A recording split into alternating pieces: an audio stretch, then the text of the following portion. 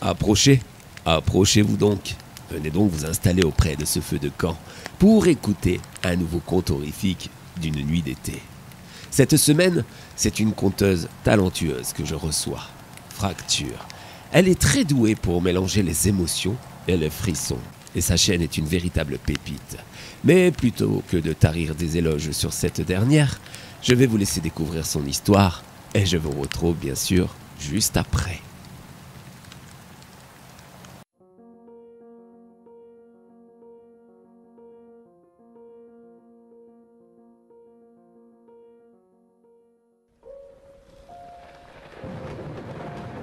Les vagues se font lourdes et pesantes. La tempête ne s'arrête plus. Le vent souffle si fort que l'on verrait presque une main géante pousser le bateau contre les vagues. Il est en mer depuis plusieurs mois maintenant. Il savait à quoi s'attendre mais n'avait pas prédit une telle violence. Il savait que le combat allait être rude et la remontée difficile. Mais Adam est un garçon courageux et plein de ressources. C'est pas sa première virée. Il a toujours réussi à s'en sortir. Et cette fois aussi sera une victoire. Une de plus. Un nouveau trophée à mettre sur l'étagère. Une nouvelle fierté. Son bateau n'est pas très grand, mais bien assez pour un seul homme. Il est un peu abîmé par le temps. Il faut dire qu'il le tient de son père. Même s'il en a passé des heures à le retaper, le vernis n'efface pas toutes les traces. Pour autant, il ne fait pas son grand âge. Ce navire était beau, aux petits soins, retravaillé. Et il portait bien sûr un nom. Le Kentan. Le père d'Adam pensait que ça lui porterait bonheur. D'ailleurs, son père était un Allemand rustre, strict et quelquefois effrayant. Mais c'était un bon père, un grand, blond, aux traits pincés, des petits yeux qu'on dirait fermés comme en quête de danger imminent. Une façon bien à lui de montrer son affection. Pas de je t'aime, pas de gestes tendres ou d'attention, mais quelques claques, réflexions et punitions. Ce n'est pas qu'il était violent, mais c'était comme ça pour lui. Il voulait un fils fort, et pas un faiblard qui dit je t'aime à son père. Ça fait perdre du temps, ça sert à rien. Adam a grandi dans cet esprit, mais la douceur de sa mère a toujours fait balance pour éviter un mini Monsieur Hartmann, même si physiquement, c'était bien trop tard pour ça. Minuit 30, Adam a faim et est épuisé. Il a repéré une terre au loin et se dirige droit sur elle, mais il y a un problème. Il sait pas ce qui se trouve là-bas. Il a vu toutes sortes de créatures et il ne lui reste pas beaucoup d'armes pour se défendre. Beaucoup sont tombés par-dessus le bord pendant la tempête. Néanmoins, la faim qui lui tenaille le ventre le force à se rendre sur cette terre inconnue. Tant bien que mal, il amarre son bateau et se dirige vers une grotte sombre, mais qui pourrait être bien rafraîchissante. Il n'est pas rassuré, il ne sait plus où il est, quel climat, quel type de créature il peut rencontrer. Il sait pertinemment que si lui veut se mettre au frais et à l'abri, d'autres âmes perdues ont très certainement fait la même chose avant lui, et se sont donc naturellement emparées des lieux.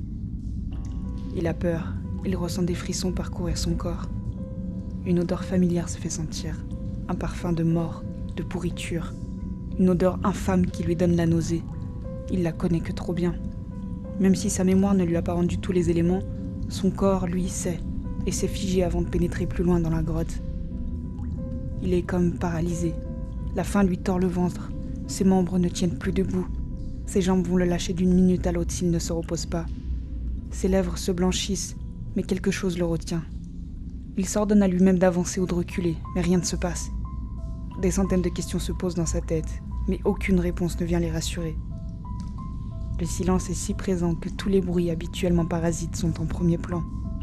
Le vent cognant contre l'entrée de la grotte, les gouttes d'eau tombant au sol dues à l'humidité, tous ces bruits résonnent dans ses oreilles de manière amplifiée et désagréable.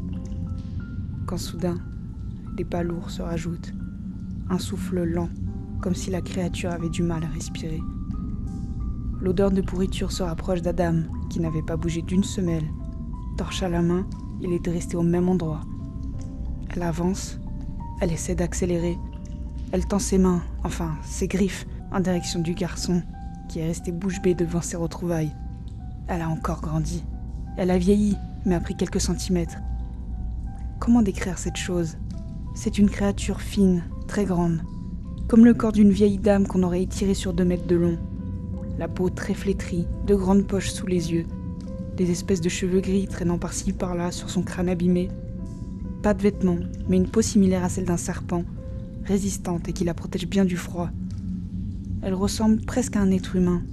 Elle possède même des seins tombants. Mais elle en a 4. Peut-être pour nourrir ses petits.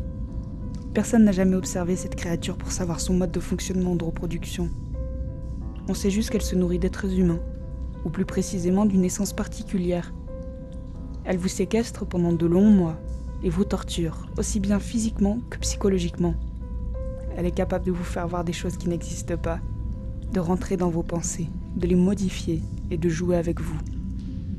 On ne sait pas exactement comment ça fonctionne, mais c'est votre souffrance qui la nourrit. Peut-être par l'odeur qu'on dégage à ce moment-là. Adam a déjà dû faire face, une fois, et après cette histoire, il avait été bloqué en mer pendant de longs mois, tant l'expérience l'avait traumatisé. Incapable de remettre un pied à terre et de côtoyer des gens, elle l'avait isolé du monde et espérait retomber sur lui le plus vite possible. Ça n'était pas arrivé depuis bien des années, mais voilà, Adam s'est une fois de plus retrouvé perdu en mer. Et la vie est joueuse, malheureusement. Elle l'a mené droit à sa grotte, droit sur cette chose. Il est encore paralysé, ne réalise pas ce qui se passe pendant qu'elle le tient par le cou au-dessus du sol. Adam s'étouffe, mais il n'en a pas conscience. La peur a pris la place de la faim et lui tiraille l'estomac. Il a envie de se plier en deux, de se mettre en position fétale et de ne plus jamais bouger. Mais il ne peut pas. Il ferme les yeux et les rouvre, comme pour vérifier que ce qu'il a vu était bien réel. Il fait cette opération plusieurs fois et à chaque fois il sent la même odeur, voit les mêmes globes oculaires vitreux et sent les griffes presser son cou. Il pose enfin ses mains autour des pattes de la créature, mais elle a plus de force que lui. Il bouge les jambes, essaie de se dégager mais les piéger. Cette force est incroyable, il n'arrive presque plus à respirer. Entre la faim, la peur et le manque d'oxygène, Adam s'effondre. Sa tête penche sur le côté pendant que ses paupières recouvrent ses jolis yeux verts. Sa vision est trouble, sa tête le sonne. Il se relève et tombe plusieurs fois. Il reprend conscience tout doucement et ouvre les yeux. Le garçon n'est pas dans une cage, mais il est attaché par une chaîne au pied droit. Des bougies éclairent le fond de la grotte que la créature a emménagée, comme un petit appartement, elle a refait la déco. Bien qu'elle ne mange pas vraiment les êtres humains, elle est fascinée par le corps des hommes. C'est tout naturellement qu'elle expose les membres de plusieurs marins sur des étagères. On peut y voir des têtes avec l'expression de peur encore inscrite sur leurs pauvres visages. On peut aussi contempler des mains avec des alliances, des pieds, des troncs, comme un puzzle qu'il faudrait assembler, mais où aucune pièce ne conviendrait entre elles. Le mur est rouge sang. Mais est-ce dû à l'éclairage ou à la peinture que cette créature aurait étalée? Des bocaux avec d'autres parties humaines à l'intérieur, et une quantité impressionnante de cœurs accrochés comme posters au mur. Adam sent sa sueur couler le long de son cou. D'ailleurs, il remarque qu'il est complètement nu depuis qu'il s'est réveillé. Il comprend mieux la sensation de froid qui parcourait son corps. Ses yeux se posent sur chaque élément présent dans la grotte. Ce n'était pas la même la dernière fois, elle était plus petite, comme si cette chose avait appris à mieux chasser, à mieux comprendre les hommes. Il comprend en balayant la pièce du regard qu'elle n'est plus là. Peut-être est-elle partie chasser ou dormir. Une chance pour lui, même s'il ne sait toujours pas comment s'en sortir. Plusieurs minutes s'écoulent avant qu'il ne retombe dans les pommes. L'épuisement, le manque de nourriture, le manque d'espoir. Ce n'est pas que sa famille l'attend. Ses parents sont décédés en mer il y a peu. Il n'a ni femme, ni enfant. Son premier amour, il l'a laissé filer entre les mains d'un autre marin. Un homme qui avait plus confiance en lui et a saisi sa chance. Malgré sa solitude, Adam aime la vie, et surtout les voyages en mer. Même si cela le fatigue et le pousse à faire des rencontres parfois dangereuses, il aime cette vie, ou du moins, il s'en est habitué. Il ne voudrait perdre cela pour rien au monde. Réveille-toi, réveille-toi. Il entend vaguement des voix, sans que l'on touche son épaule et qu'on essaye de le soulever. Ses yeux s'ouvrent et se ferment si rapidement qu'il n'a pas le temps de voir ce qui se passe à côté de lui. Allez, on n'a pas beaucoup de temps. Lève-toi, t'y es presque. Bon, désolé, je ne vais pas avoir le choix. Soudain, ses idées sont très claires. Il s'est pris une violente gifle sur la joue. Il en possède même la trace. En face de lui se trouve un homme qui essaye à nouveau de le soulever. Cette fois, c'est un succès. Adam est conscient et peut donc aider l'inconnu à se mettre debout. Cependant, la vision est encore un peu floue. Les jambes ne tiennent pas totalement non plus. Il manque de tomber à plusieurs reprises, mais à force de marcher, il arrive à prendre un certain rythme. Les deux hommes continuent d'avancer vers la sortie lentement. L'inconnu observe le décor comme s'il ne l'avait pas vu en rentrant. Ses yeux se font de plus en plus grands en voyant les horreurs accrochées au mur. Parfois, on pourrait presque croire qu'il reconnaît certains visages tant il détourne le regard. Ça fait déjà quelques minutes qu'il marche dans la grotte, mais elle a l'air interminable. C'est un vrai labyrinthe. Enfin, la sortie. Enfin, le bruit des vagues, le bruit du vent. Enfin, la liberté. Adam sent une larme couler le long de sa joue. Sentir l'air frais sur son visage si pâle lui fait du bien. L'odeur de la mer, l'odeur du sel, des oiseaux et des poissons. Ces parfums qui le fait rêver et l'apaisent tant. Enfin. L'inconnu le pose sur son bateau qui était resté là, à attendre sagement. Notre jeune marin fatigué a les yeux rivés sur la grotte qui s'éloigne et se fait de plus en plus petite. Néanmoins, son corps lui fait ressentir quelque chose d'étrange. Il a mal à la poitrine et vient porter sa main sur son torse comme pour le calmer. Un je ne sais quoi étrange, un pressentiment l'envahit. Il est sain et sauf, en train de partir, de s'éloigner du cauchemar, mais il ne peut s'empêcher d'avoir peur. Peut-être le choc post-traumatique. Après tout, il a vécu un véritable enfer là-bas.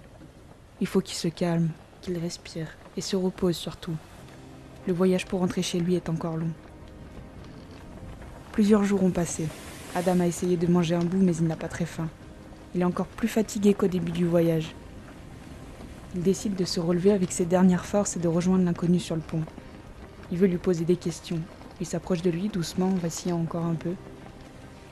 Dis-moi, ça fait un moment qu'on voyage. Tu voudrais pas te reposer un peu ? Demanda le jeune homme. Aucune réponse. Adam a commencé doucement avec ses questions pour ne pas causer de problème, mais il y a définitivement un truc qui cloche. Alors il reprend de plus belle. Excuse-moi, je sais que tu m'as sauvé la vie et je te remercie, mais faut que je te parle. Comment t'as fait pour me libérer ? J'étais attaché et t'avais rien sur toi. Cette fois, le ton de sa voix est un peu plus sec, mais ça n'a pas empêché l'inconnu de l'ignorer à nouveau. Adam commence à s'énerver. La peur vient lentement reprendre possession de son corps. Une dernière fois, une dernière question avant de l'assommer et le jeter par-dessus le bord. Il préfère être seul et potentiellement mourir en mer que de voyager avec un étranger pareil. Je te parle ! Réponds-moi ! Comment tu savais que c'était mon bateau ? Où était le tien ? Comment tu pouvais même deviner le chemin à faire pour me ramener chez moi ? Comment tu m'as libéré ? Et pourquoi ? Cette fois, le marin n'eut pas le temps de finir sa question. Un rire gras vient couper net les interrogations du jeune homme. Un rire interminable et sadique, où Adam vit enfin le visage de cet inconnu. Une mâchoire remplie de dents acérées qui n'arrêtaient pas de s'esclaffer. Des yeux vitreux et manipulateurs. Comme elle. La douleur à la poitrine est revenue. Il doit se maintenir à genoux, les mains portées au cœur pour le soutenir. Il se redresse, pose son regard sur l'horizon. L'île qu'il avait quittée grossissait à nouveau. L'odeur pestilentielle s'emparait de ses narines. Dans un dernier silence froid, où seul le battement de son cœur se faisait entendre, l'inconnu s'exclama. « Bon retour parmi nous, Adam. »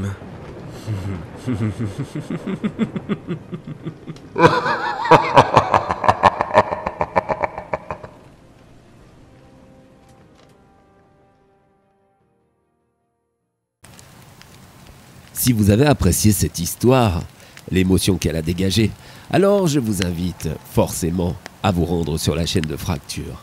Vous trouverez le lien de sa chaîne dans la description de cette vidéo. Allez-y, car vous ne le regretterez pas. Vous allez y vivre bon nombre d'émotions.